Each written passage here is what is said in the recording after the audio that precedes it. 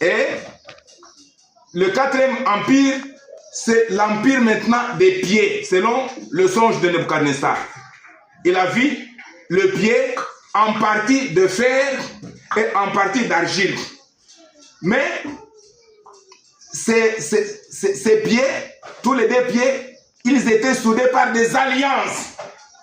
Alors, c'est interprété en actualité typologique de manière suivante.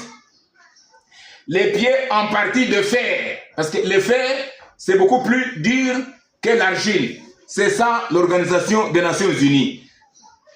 Et en partie de l'argile, c'est ça l'Union européenne, qui est un tout petit peu faible, qui n'est pas égale à l'ONU.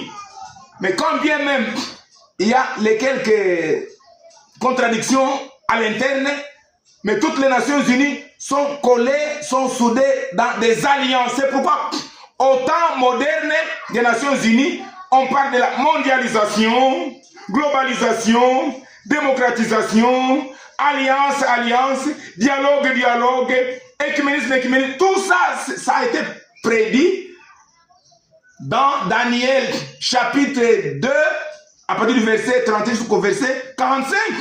Donc, tout ce que vous êtes, vous, Nations Unies, c'est un accomplissement de ce que Dieu avait dit. Donc, la démocratie, elle ne peut pas étonner Dieu.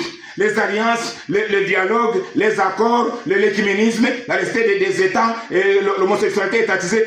Voilà, donc tout le mal, c'est un mal prédit. Rien n'étonne Dieu, parce que ça a été prédit. Mais le cinquième empire, ce n'est pas ça qui va marquer la fin du monde. Ce qui va marquer la fin du monde, c'est le sixième empire qui vient maintenant. Je vous le cite à suivre.